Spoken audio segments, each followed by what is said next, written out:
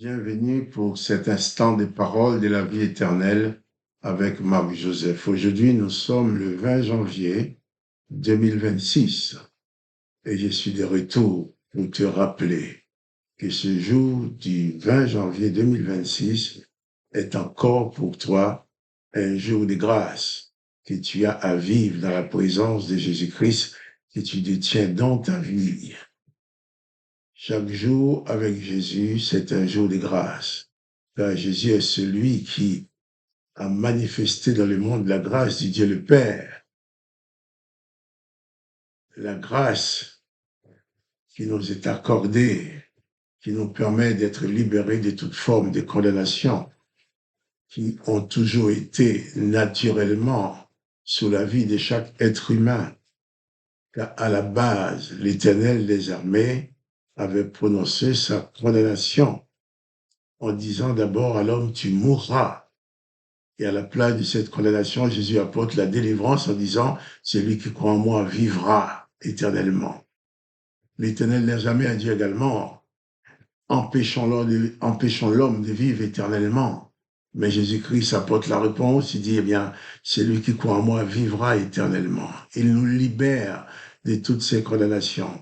L'Éternel dit aussi que l'homme devrait toujours exercer la vengeance, le mal pour le mal, œil pour œil, dent pour dent. Il ne faut pas pardonner, il ne faut pardonner à personne. Jésus vient aussi, il nous enlève cette malédiction, car le fait de ne pas pardonner aux autres, c'est une malédiction pour toi et pour les autres. Et c'est pour ça que j'aime bien dire, c'est un jour de grâce pour toi, parce que Dieu te fait grâce. Mais c'est aussi un jour de grâce pour ceux qui t'ont fait du mal. Tu dois leur faire grâce aussi. Jésus-Christ est venu pour renverser, détruire même toutes ces malédictions qui étaient sur l'humanité. Et le peuple serviteur de l'Éternel, le peuple d'Israël vivait sous la loi de l'Éternel, qui les obligeait à exercer la vengeance, qui les obligeait à exécuter l'autre. D'où tous ces psaumes de malédiction que malheureusement des chrétiens lisent encore, ces psaumes de malédiction de David, d'Azaph, de Salomon et d'autres. Des gens qui disent chrétiens, qui prononcent le nom de Jésus, lisent aussi ces psaumes de malédiction. À chaque fois que tu lis ces psaumes de malédiction, eh bien, tu te mets en dehors de la dimension de la grâce, puisque Jésus-Christ n'a jamais demandé de maudire ses ennemis. Jésus dit au contraire, il faut aimer, il faut toujours pardonner, il faut faire grâce. C'est un jour de grâce pour toi, mais c'est un jour de grâce aussi pour ceux qui s'approchent de toi. Un jour de grâce pour chaque membre de ta famille, qui peuvent toujours arriver à te faire de la peine, à te faire de la peine. Un jour de grâce pour tes collègues de travail, qui peuvent arriver à te faire de la peine. Un jour de grâce pour ton patron, pour tes ouvriers. Un jour de grâce pour tes amis. Un jour de grâce pour tes voisins. Un jour de grâce pour tous ceux qui peuvent te faire de la peine, parce que c'est un jour de grâce pour toi. Si Jésus-Christ demeure dans ta vie et toi tu demeures dans la grâce de Jésus-Christ, tu as vocation à faire grâce à tous ceux qui s'approchent de toi. Tu as vocation à pardonner en toutes circonstances. Je dis bien en toutes circonstances, on me dit oui, mais il y a des choses qui ne sont pas pardonnables. On ne peut pas pardonner ça aussi. Jésus-Christ sur la croix, ses mains étaient percées, ses pieds percés. Il avait la couronne d'épines sur la tête et les sangs dégoulinaient sur son visage. Il était dans d'horribles souffrances. Il n'a pas dit que ce n'était pas pardonnable. Il a pardonné. Père, dit-il, pardonne-leur, car ils ne savent ce qu'ils font. Donc, si tu es en Jésus-Christ, si tu es conscient de la présence de Jésus-Christ dans ta vie, chaque jour, chaque instant est pour toi un instant de grâce, mais aussi un instant de grâce pour tous ceux que tu fréquentes. Tu as pour mission d'être un propagateur de la grâce de Dieu manifestée en Jésus-Christ. Et justement, je vais lire avec toi un passage qui parle de Pâques, de cette période où Jésus a été torturé, massacré. Nous avons lu hier que Pilate pas Pilate. Nous avons lu que Judas, nous ne sommes pas encore à Pilate, Judas avait été voir les souverains sacrificateurs leur disant, que voulez-vous me donner, je vous livrerai Jésus. Et il lui payait 30 pièces d'argent. Depuis ce moment-là, il cherchait une occasion pour livrer Jésus. L'occasion va arriver, mais ce n'est pas Judas qui va créer l'occasion. Tout ça faisait partie du plan du Père, sachant bien ce qui allait arriver à Jésus. C'était la façon de Jésus de porter nos douleurs, de souffrir à notre place et de proclamer la victoire sur le péché, sur la condamnation, sur tous ces esprits de vengeance, en disant tout est accompli. Nous allons lire maintenant le verset 17. Matthieu chapitre 26, verset 17.